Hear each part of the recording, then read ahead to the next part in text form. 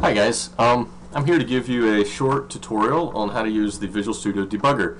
The point of the debugger is to be able to examine your code, both the control flow, i.e. how it's running, what lines of code are executing, and also being able to examine the data while you're running your application. This can be very useful. You can do it similar things with print statements, but it's slow. You got to remove it from your code. There's lots of problems. The debugger offers you a very, very nice tool for debugging your code, seeing exactly what it's doing, exactly what it looks like inside of it while it's running, while it's executing. So I am using the Visual Studio 2010 IDE. You may be using something else. If you're using Xcode or you're using one of the Linux debuggers, all the functionality is the same.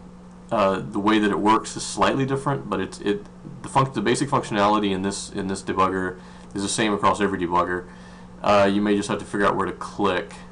So if you don't have this IDE and you'd like to get it, you can get Microsoft Visual Studio Professional 2010 from Microsoft for free as a student. So go grab it, go download it, install it, see how it works.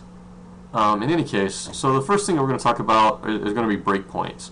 Breakpoints allow you to stop execution of your program at a specific location. So there's a particular line of code that I'm curious what happens. Maybe my program crashes. Maybe I think something is going wrong there. I want to see exactly what's happening in that line of code. So the way that I set a breakpoint in Visual Studio is you see this kind of gray bar to the side. You just go over to this gray bar and you click.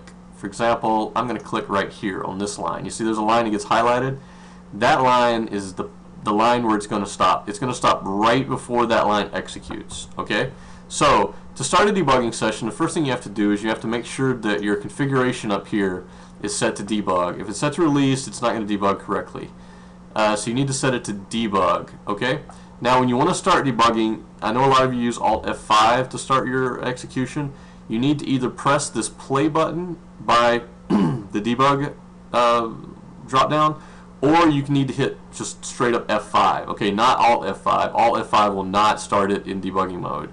You need to start it in debugging mode to run the debugger. The breakpoints won't get hit, nothing will happen. You'll be wondering what the hell's going on.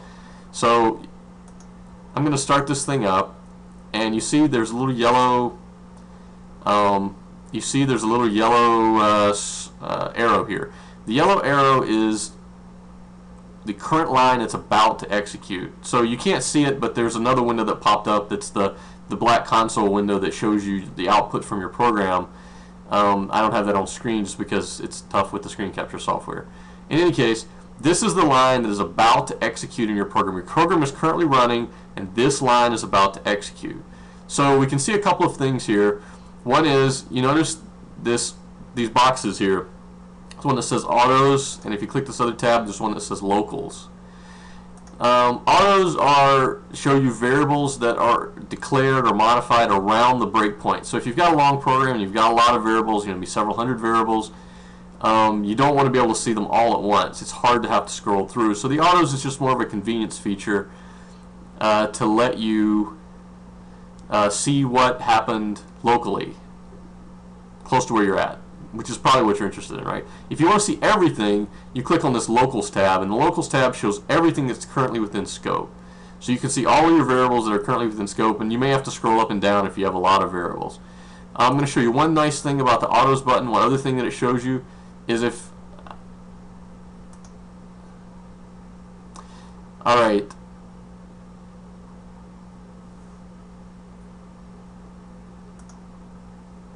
Alright, there we go. So now you see these little black arrows? These are actually the return values from the function that just executed.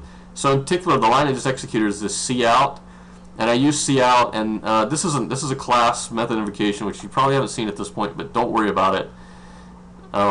It's minor, very minor. You'll see it later. This is just a function call. Just think of it as a function call. We're calling a function, we're passing the return value to cout, and then we're printing an end L to print a new line. If you look here in the autos, you see these little. It has these variables that have the little arrow. that means those are return values. And autos will also show you return values from the previous statement, which is very, very convenient when you have a statement like this where you're calling several functions. So in this statement we're calling actually 3 functions, because remember this extraction operator is actually a function, and then this is a function, this get value is a function, and then this last function call is this indel. And so we see there are three return values because the last line of code had 3 return values. So it's very, very useful sometimes to look at the auto when you have these nested you're calling a function, you're passing as a parameter another function. It's very useful to look at the autos to see what all the return values were, because you can't necessarily see those otherwise. Okay, so we've talked about the locals, we've talked about the autos. Let's look at it a little bit more extensively. So if you look at autos, you see that you have this my matrix, and this is a variable that I've declared right here. And I've set some of the values, and some of the values I haven't set. So we want to look at that matrix inside of the debugger, and you look at the first thing that you notice is that it has this value here, and the value is some weird looking number. It's called hexadecimal. It's a short notation for binary, and you see that it's got this weird looking number here, and that's the value of the matrix. What that is it's an address. It's a memory address. It's a start location for that variable matrix. The matrix, because it contains a lot of different things, the matrix variable itself is just an address of the start of that particular object. So if you click into this thing though, you can see that there are now 10 submatrices, right? And they all have addresses. They're all addresses, and if you look at the type over here, see if I can make this a little bit nicer. The type is, for this first one, it's int, array 10, array 20, and here we have an array bracket 20, because each subpiece, there's 10 of these 20 element arrays, basically is what it's saying. So if we want to actually look at the values, we've got to go one more level down, and we look at this, we click one more level. So this is the first row, column, however you want to look at it, for this matrix, and you see it matches what I set in the initialization. And if we look at the second one, we see that it's got the second thing, and then of course all the rest of them are 0, because all the rest of them are 0. So let's see, we also have this my object thing here. Let's click over to locals. We have some other variables that are declared farther down in the program. See this my new var that I declared down here and I set equal to 0? It's showing up in the locals, and it has this weird value. That's because I haven't assigned anything to it yet. Generally you'll see some kind of odd value in your variables if you haven't assigned anything yet. If we look at my object, which I actually have created, you see we can click into it similar to the way we're looking into the matrices.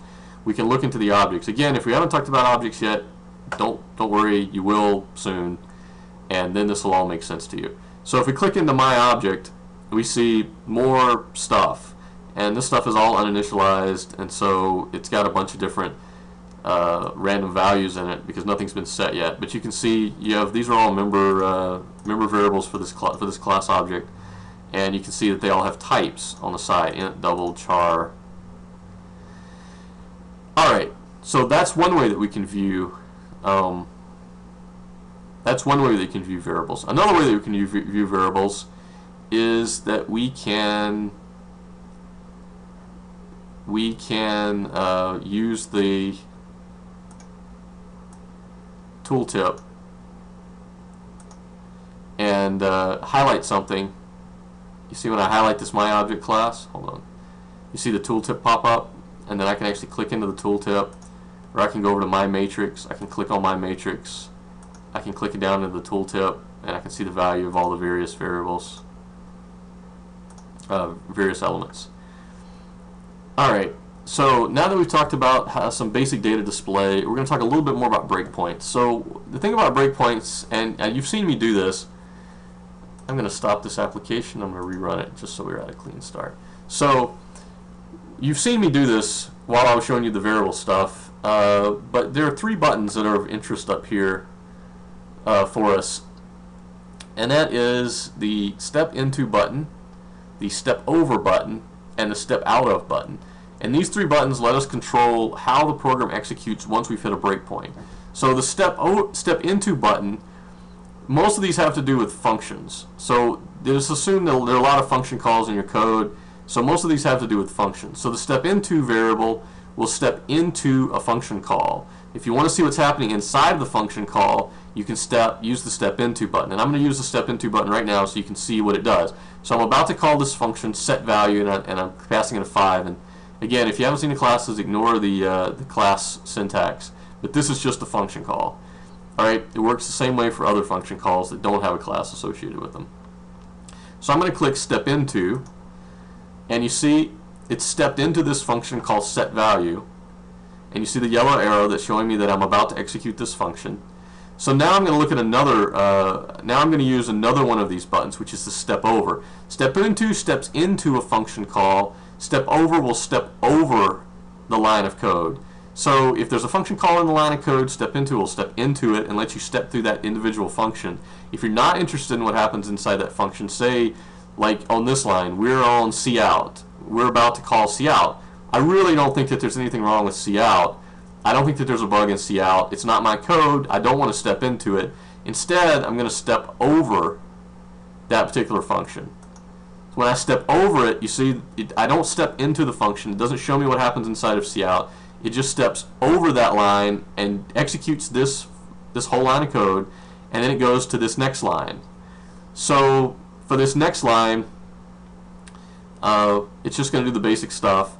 But I'm going to show you another one of these buttons, and that's the step out of. This is one you don't use quite as much. It's for stepping out of the current function that you're in and stepping into the next higher up level function. So we call this from inside of main. So when we click step out of, we're going to step out of one step up and back into main. So I'm going to click the step out of button. I'm going to let you see what happens.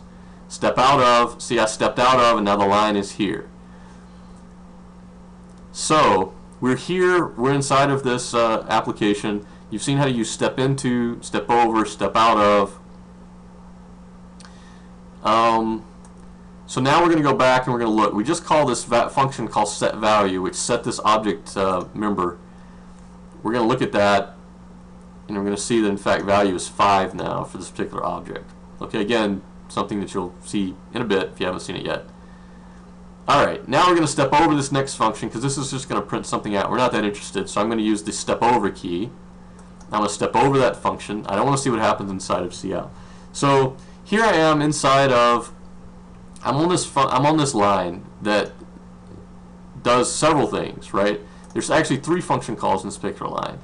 There's this insertion operator for cout, where I'm going to insert the value that's called from this function. Okay? And then there's another insertion operation where I'm going to insert this indel. And there's a little bit of a question sometimes with order of execution. What happens first? But if you think about it, it actually kind of makes sense. We need to clearly we can't do the indel first, right? We can't insert the indel first, because if we inserted the indel first, it makes no sense. This piece, to do this part of the insertion that I just highlighted, requires that I know the return value from this function so that I can print it. So clearly this function must execute first. So if we step into this particular piece of code, which is what I'm going to do, I'm going to step into it, then it will definitely execute the sum matrix function first. Okay? So because I've already shown you step into it, I want to show you something else. I'm actually not going to step into it. I'm going to go into here. I'm going to find this function. Well, let me show you something else. If you didn't know you could do this with the IDE, you can go to definition. Just highlight, just click on the thing that you want to go to, like that you're interested in, the method that you're interested in, or the function that you're interested in. Click go to definition. Takes me automatically there. Alright, so what I want to do is I want to stop inside of this function because I think that this sum matrix function is doing something bad. I'm going to stop here. So I'm going to put a breakpoint here. Alright, now I am inside of my main function. The pointer's still here. It's about to execute that. I want it to just run to the next breakpoint. So what do? If you look up here at the another little button that sort of popped up here is this continue button, which is the same as the run button actually, but I'm going to just press the continue button, and the continue button will just restart the program, not restart it from the beginning, restart it